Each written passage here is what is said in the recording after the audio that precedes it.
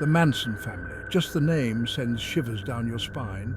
It's a story that's been told and retold, yet it never loses its power to shock and disturb. The year was 1969. The summer of love had faded, leaving behind a residue of disillusionment.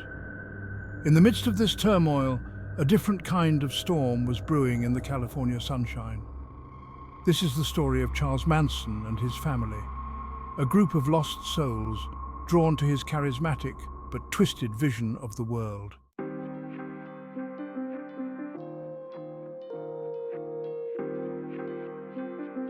California in the late 60s. It was a time of great change, a melting pot of ideologies and dreams. People flocked to the Golden State in search of freedom, enlightenment, and a chance to reinvent themselves. But beneath the surface of peace and love, a darker current was stirring, a current of unrest, disillusionment, and simmering rage. It was in this volatile environment that Charles Manson, a charismatic ex-con with a troubled past and a messianic complex, found his stage. He preyed on the vulnerable, offering them a sense of belonging and purpose in a world that seemed to have lost its way. He called them his family. They called him Charlie.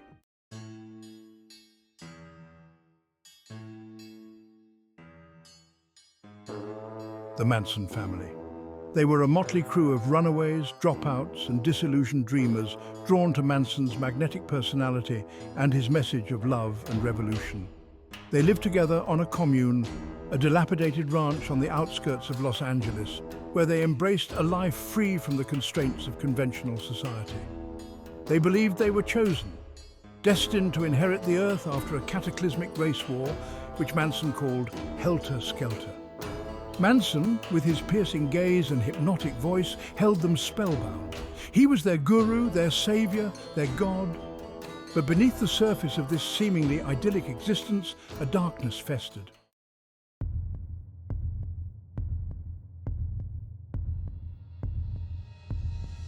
Unbeknownst to his followers, Manson was consumed by a simmering rage, a deep-seated hatred for the society that he believed had rejected him. He saw himself as a revolutionary, a prophet destined to lead his followers to a new world order. He claimed to find hidden messages in the music of the Beatles, particularly in the song Helter Skelter, which he believed foretold the coming conflict. Manson's paranoia grew, fueled by his increasing drug use and his growing obsession with the Beatles' music. He began to see enemies everywhere, and he instilled this fear in his followers. He told them that they were at war, a war against the establishment, against the wealthy and powerful, against anyone who stood in their way. A storm was coming.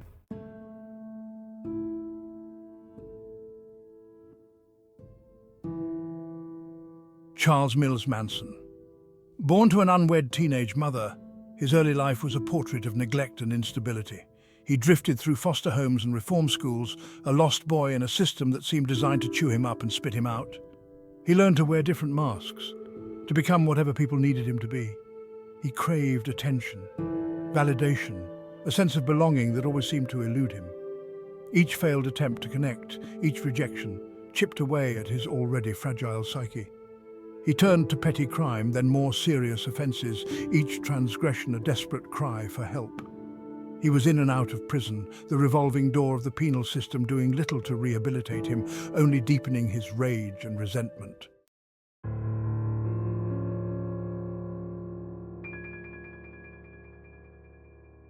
Prison became Manson's twisted classroom. He devoured books, immersing himself in philosophy, psychology, and the occult.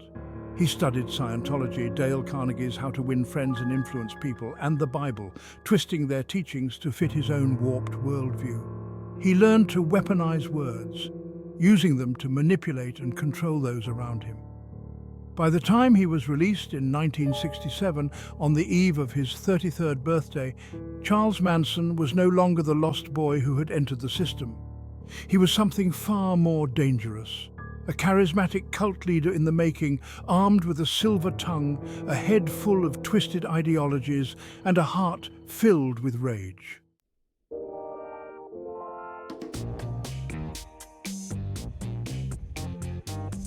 San Francisco, 1967. The summer of love was in full swing. Haight-Ashbury was the epicenter, a vibrant tapestry of music, free love, and psychedelic exploration. It was into this heady mix that Charles Manson, recently released ex-con, arrived.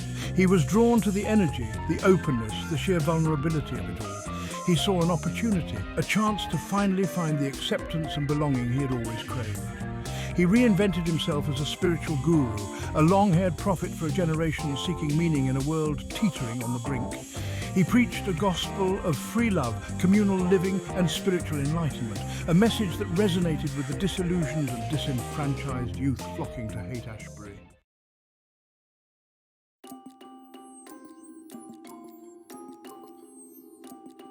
Section 4: Flowers, Freedom and Fear. Manson's message, a potent cocktail of counterculture idealism and thinly veiled manipulation, began to attract followers. Young people, many of them runaways or dropouts drawn to his charisma and his promise of a different way of life, gravitated towards him. They were looking for meaning, for belonging, for something to believe in. Manson offered them all of this and more.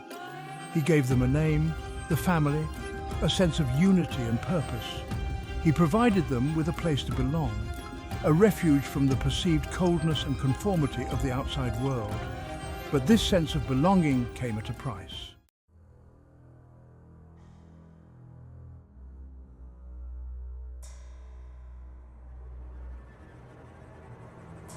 Section 5: The Family Portrait.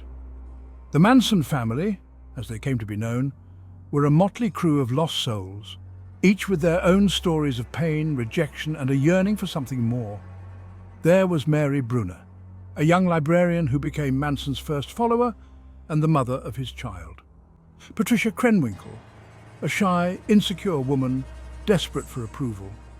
Susan Atkins, a troubled runaway searching for a father figure. Leslie Van Houten, a former homecoming queen from a good family, seduced by Manson's dark charisma. And Tex Watson, a handsome, athletic Texan with a violent streak that Manson expertly exploited.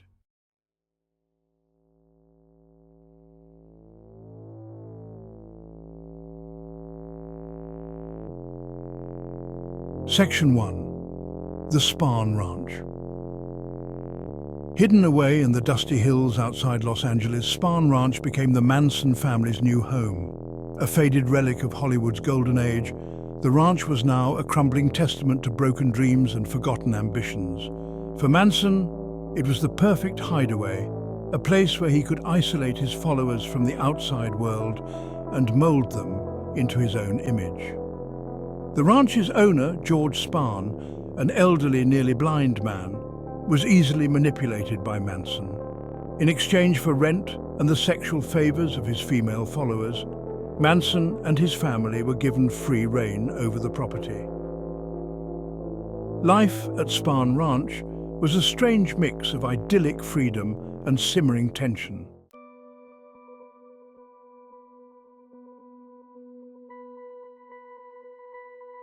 Section 2: The Acid Tests. Under Manson's influence, the family's world contracted. The outside world, with its rules and restrictions, faded into insignificance. Manson used LSD as a tool, a chemical crowbar to pry open their minds and pour in his own twisted gospel. He called these drug-fueled gatherings acid tests, rituals designed to break down their inhibitions, to strip away their individuality, and to bind them to him on a primal level. During these sessions, Manson would spin tales of a coming apocalypse, a race war he called Helter Skelter. He told them that they, his chosen followers, would inherit the earth after the flames subsided. With each acid trip, with each chilling sermon, the line between reality and delusion blurred.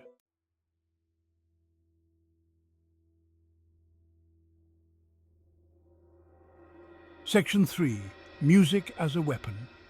Music was an integral part of life at Spar Ranch, but for Manson, it was more than just entertainment. It was a tool for control, a weapon to wield against the outside world. He saw hidden messages in the music of the Beatles, particularly in their White Album, which he believed foretold the coming apocalypse. He would play the songs over and over, dissecting the lyrics, twisting their meaning to fit his own twisted narrative. He saw himself as a prophet, chosen to interpret the Beatles' message and lead his followers to salvation. The family, caught in his web of delusion, embraced his interpretations with a fervour bordering on religious ecstasy.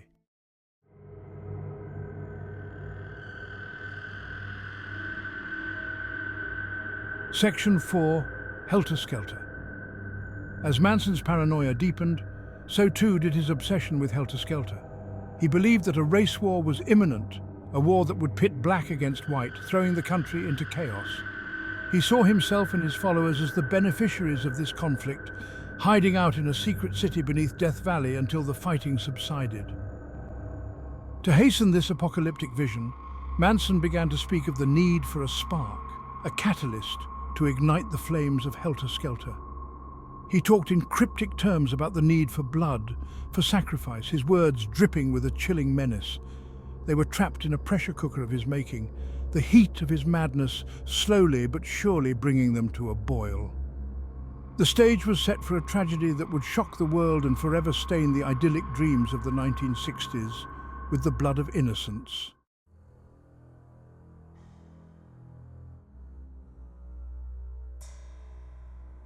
The air hung heavy over Los Angeles, a sweltering summer night, the kind that makes you sweat just standing still. Up in the Hollywood Hills, nestled on Cielo Drive, a house stood bathed in the eerie glow of the city lights. It should have been a picture of peace, a haven from the madness swirling below. But something was wrong. A darkness was creeping up the driveway, a shadow stretching out with the setting sun. Inside, Sharon Tate, beautiful and pregnant, was entertaining friends.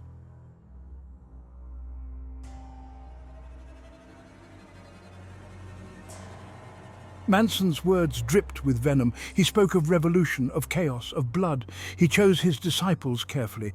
Tex Watson, Susan Atkins, Patricia Krenwinkel, Linda Kasabian. Their faces, young and seemingly innocent, held a terrifying blankness. They were his instruments of death, ready to do his bidding.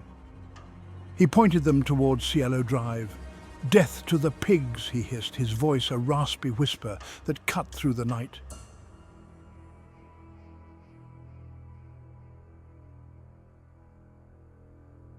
The first scream ripped through the night, a desperate plea for mercy swallowed by the Hollywood Hills. Inside the house, panic erupted. Sharon Tate, her unborn child, a fragile life within her, felt the first icy tendrils of fear. The family moved through the house like phantoms. Their eyes, vacant and cold, betrayed no emotion. They were instruments of Manson's will, carrying out his twisted symphony of violence.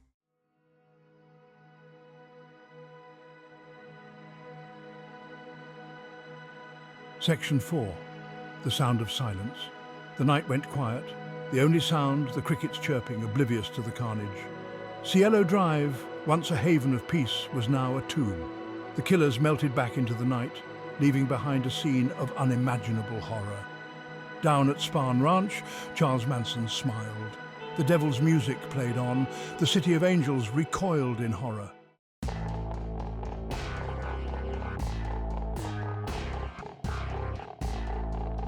Section 5. The Devils Rehearsal. Cielo Drive was just the beginning, the first act in Manson's twisted play. The next night, the family struck again. This time their victims were Lino and Rosemary LaBianca. Their crime, like the victims themselves, seemed random, senseless, another blood sacrifice to the god of Helter Skelter. With each murder, the family descended further into madness. They believed they were invincible, untouchable. Manson watched, his eyes gleaming with a terrible satisfaction. He had unleashed his demons, and the world would never be the same.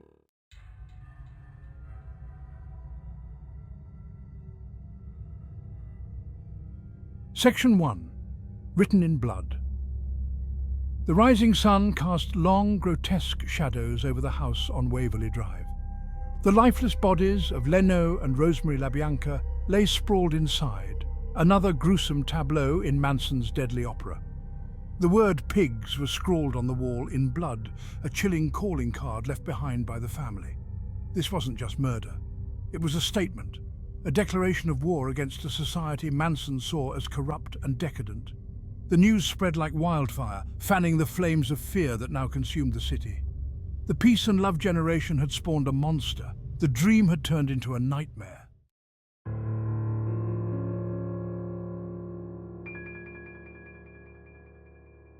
Section 2. The Stench of Evil.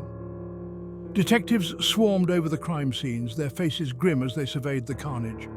The brutality of the murders, the sheer savagery of the attacks, shocked even the most hardened investigators. The air hung heavy, thick with the stench of death and the lingering presence of evil. They had seen death before, but this was different. This was personal. It felt like an attack on their city, their way of life. The pressure mounted to find the killers, to restore a sense of order to a world suddenly spiraling out of control. Little did they know, the answers lay hidden in plain sight, tucked away on a dusty ranch on the outskirts of the city.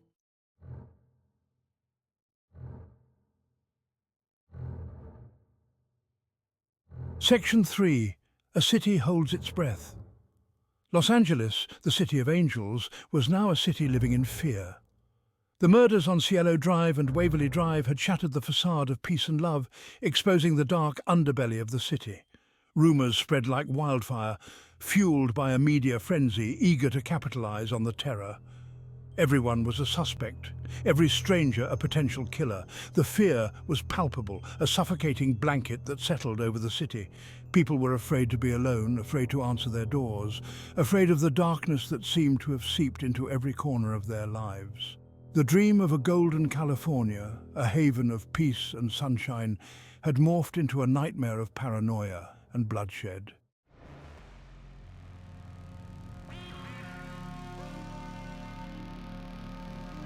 Section 4. Whispers in the Wind. Meanwhile at Spar Ranch, the Manson family continued their twisted charade. They sang their songs, took their drugs and reveled in the fear they had unleashed upon the world. Manson, the puppet master, watched with cold satisfaction. He had predicted this. He had warned them. He fed off their fear, their devotion, their willingness to kill in his name. But whispers of the murders had reached the ranch. Whispers that soon turned to accusations and then to fear. Some of the family members, their minds clearing from the haze of drugs and manipulation, began to question Manson's teachings.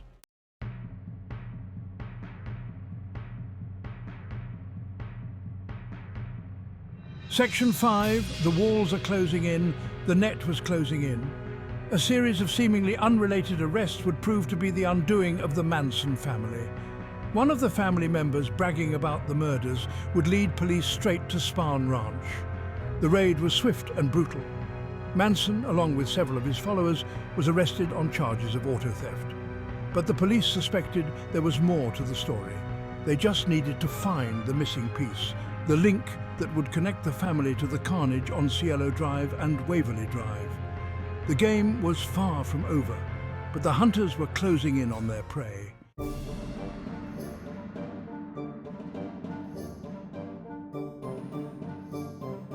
The year was 1970. The world watched in morbid fascination as Charles Manson and his followers stood trial for the Tate LaBianca murders. The trial was a media spectacle, a macabre circus that captivated and horrified the nation. Manson, with his wild eyes and messianic pronouncements, became an unlikely media darling. He reveled in the attention, using the courtroom as a stage to further his twisted message. His followers, their faces etched with a mixture of fanaticism and fear, remained loyal to their leader, their silence speaking volumes. The prosecution, led by me, faced an uphill battle.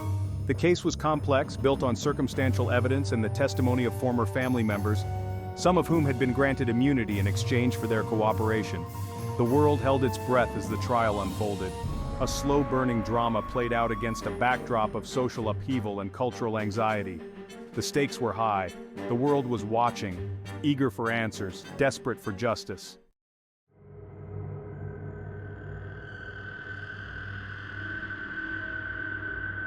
The courtroom became a battleground for competing narratives. Bugliosi, with meticulous precision, laid out the prosecution's case, piecing together the events leading up to the murders and highlighting Manson's role as the mastermind behind the carnage. Manson, representing himself, turned the trial into a platform for his bizarre philosophies and rambling diatribes. He taunted the jury, disrupted proceedings, and reveled in the chaos he created. His followers, often dressed in matching outfits, echoed his disruptive behavior, chanting slogans and giggling maniacally.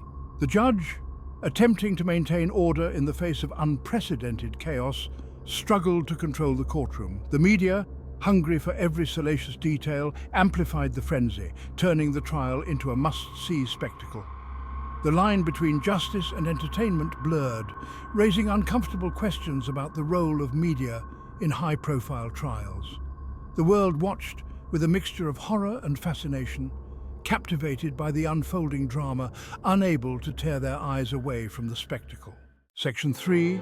Verdicts and aftershocks. After months of testimony, the jury reached its verdict. Charles Manson and his followers were found guilty. The courtroom erupted with gasps, cheers, and sobs. The verdict sent shockwaves through a nation. Manson, the self-proclaimed Messiah, was exposed as a manipulative monster. The trial marked a turning point in American history. The Manson family became a symbol of the dark underbelly of the counterculture movement. The world breathed a sigh of relief, but the scars ran deep.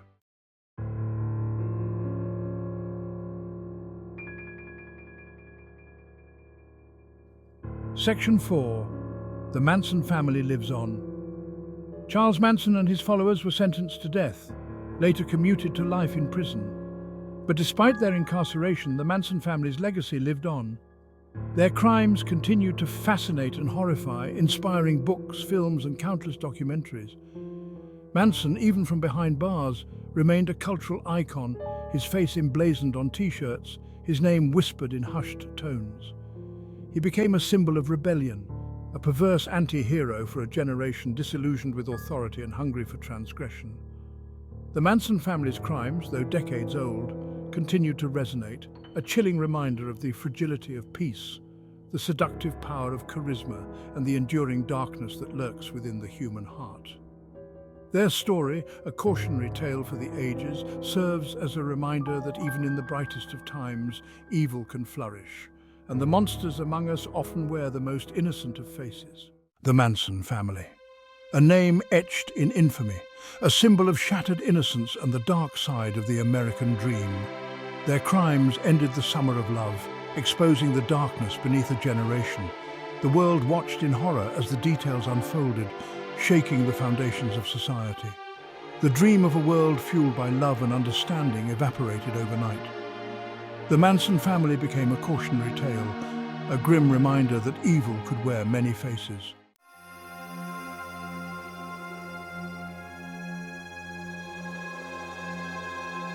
The Manson family's crimes left an indelible mark on the American psyche. They forced the world to confront the uncomfortable reality that monsters walked among them, hiding in plain sight, often disguised as saviors and prophets. The fear they instilled ran deep, a chilling reminder that no one was immune to the seductive power of evil. The murders on Cielo Drive and Waverly Drive became a cultural touchstone, a symbol of the darkness that could erupt from the depths of human nature. They fueled a generation's nightmares, their gruesome details whispered around campfires and retold in hushed tones. The fear lingered, seeping into the fabric of everyday life. People became more suspicious, more guarded, less trusting of strangers. The carefree spirit of the 1960s gave way to a sense of paranoia and unease that permeated the following decade. The Manson family's legacy was one of fear and uncertainty, a stark reminder that even in the pursuit of peace and love, darkness could prevail. Despite the passage of time, the Manson family's story continues to fascinate and repel. Their crimes, though decades old, still hold a morbid fascination. Their names whispered with a mixture of horror and intrigue. What drove a group of seemingly ordinary individuals to commit such unspeakable acts? Their story forces us to confront the unsettling reality that darkness resides within us all. The Manson family's story continues to hold us captive, a chilling reminder of the enduring power of evil.